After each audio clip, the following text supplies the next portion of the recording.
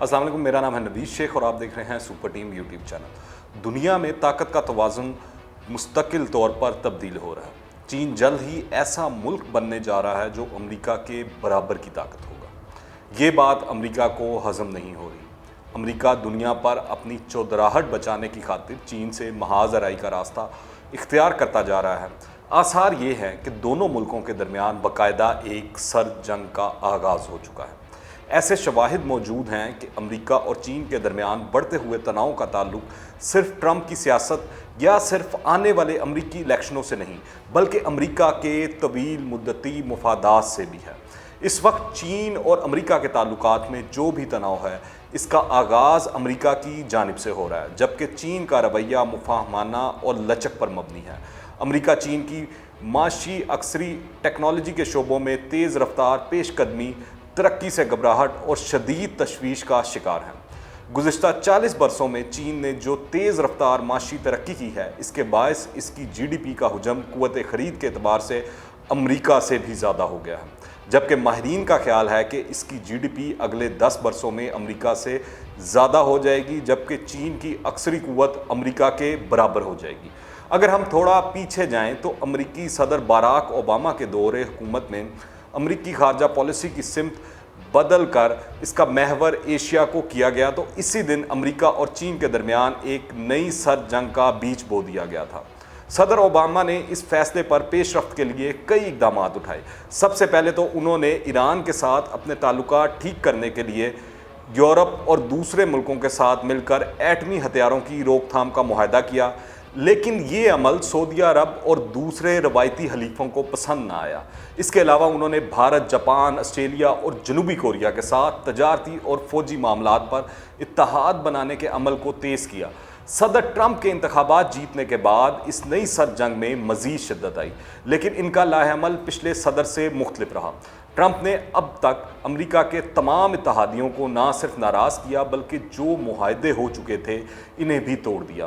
وہ ایران، روس اور چین کو ایک مخالف اتحاد تصور کرتے ہیں، جبکہ یورپ کو پرانے بین الاقوامی نظام کا حصہ اور نئے نظام میں غیر اہم سمجھتے ہیں۔ امریکہ نے چین کے خلاف کئی پرانے اختلافی معاملات جو سرد خانے میں تھے، ان کو دوبارہ زندہ کر کے نئے محاذ کھولنے کی کوشش کی۔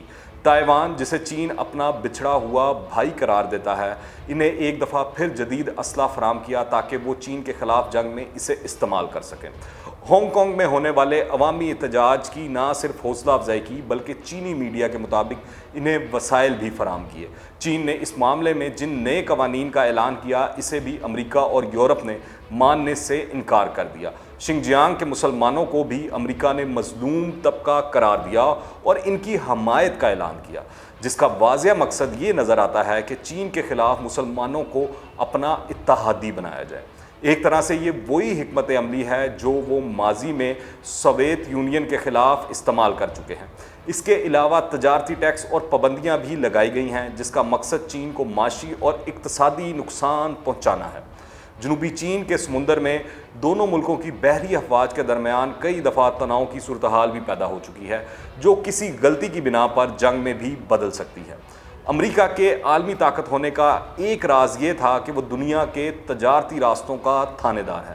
اس اجارہ داری کو توڑنے کی خاطر چین نے بیلٹ اینڈ روڈ منصوبوں کے تحت دنیا کو خشکی کے ذریعے منسلک کرنے کا پروگرام شروع کیا۔ اس طرح بحر جنوبی چین میں موجود کچھ جزائر پر چین نے اپنے فوجی اڈے بنا لیے ہیں تاکہ اپنی تجارتی راستوں کی حفاظت کر سکے۔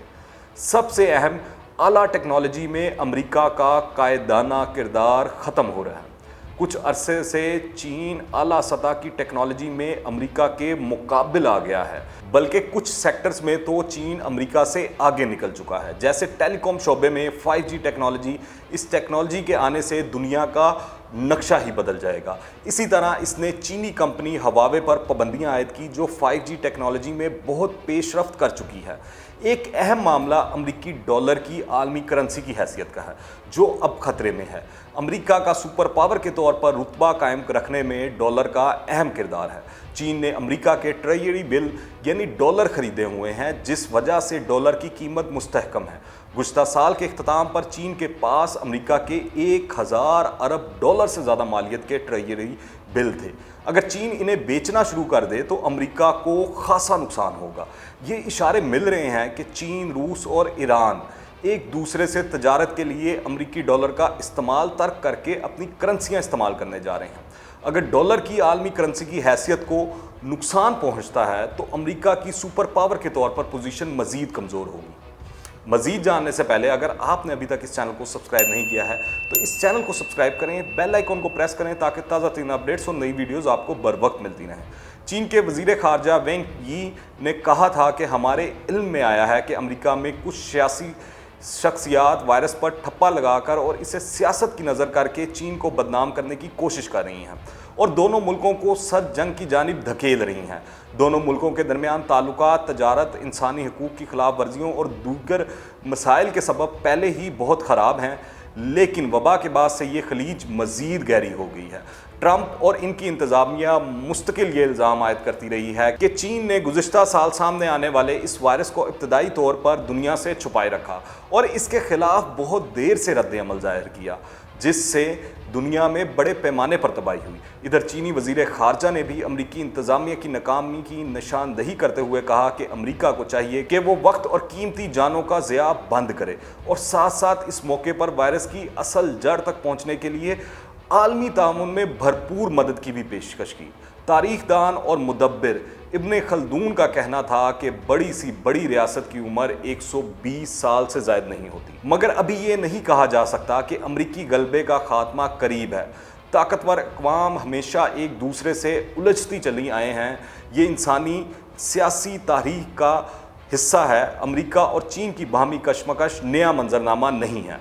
यूरोपीय यूनियन, जापान, ऑस्ट्रेलिया और भारत जिस तरह रियासत हाय मुत्तहिदा के साथ खड़े हैं, अजीब बात यह है कि इस अजीम मुत्तहिदा मजहाज के बावजूद पेशकदमी करने के वो काबिल नहीं, यानी चीन को टफ टाइम नहीं दे सकते। अमेरिका इराक और अफ़गानिस्तान में उलझा और कुछ भी इससे हासिल ना कर सका। जनूबी समंदरों से अवामी जमहूरिया चीन पर दबाव बढ़ाने की कोशिश की, वो भी नतीजा खेज ना हो सकी। इराक से भी अमेरिका को कुछ हासिल ना हुआ। अरब बर्बाद और पसपा हुए और ईरान का असर रसूख फैलता चला गया। शाम, इराक, यमन और लीबिया ऐसे ममालिक की तबाही सऊदी अरब और अमारात के मुश्किल में जाने और मिस्र में अस्करी बालादस्ती ने तेहरान के रास्ते हमवार किए। खुद इजराइल को भी इससे कुछ हासिल ना हो सका। तुर्की एक ताकतवर मुल्क बनकर उभरा और मुस्तकबिल के अजीम इम्कानात पर अब इसकी नज़र है। जैसे 1923 में यूरोपीय ताकतों के साथ मजबूरी में किया जाने वाला बाल्फोर डिक्लेरेशन 2023 में ख़त्म होने वाला है, जिसके बाद अमरीकी और यूरोपीय जहाज़ों को एशिया और अफ्रीका का रुख करने के लिए ज़ायद टैक्स अदा करने होंगे। तुर्क फौज ताकतवर भी है। तुर्क मईशत अपने कदमों पर खड़ी भी रह सकती है और नुशोनुमा भी पा रही है।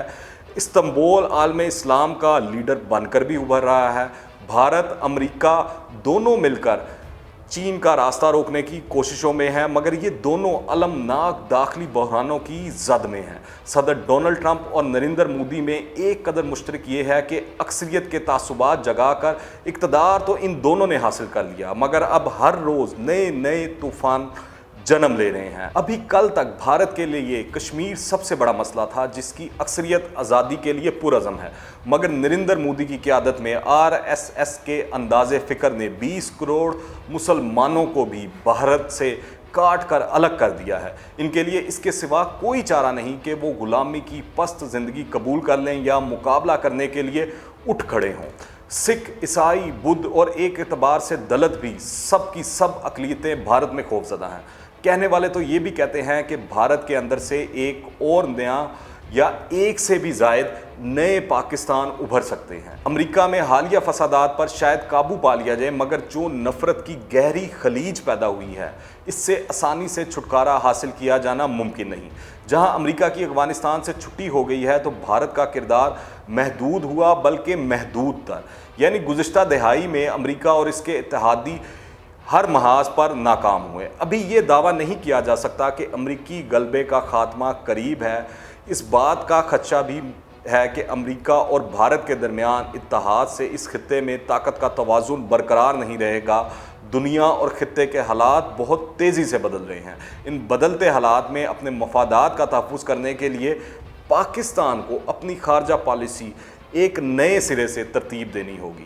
اگر آپ نے ابھی تک اس چینل کو سبسکرائب نہیں کیا ہے تو اس چینل کو سبسکرائب کریں، بیل آئیکن کو پریس کریں تاکہ تازہ ترین اپڈیٹس اور نئی ویڈیوز آپ کو بر وقت ملتی رہیں۔ اگر یہ ویڈیو پسند آئے تو لائک کریں اور زیادہ سے زیادہ شیئر کریں۔ کمنٹس میں اپنی رائے لازمی دیجیے گا، دعاؤں میں یاد رکھیں۔ انٹل دی نیکسٹ ٹائم، اللہ حافظ۔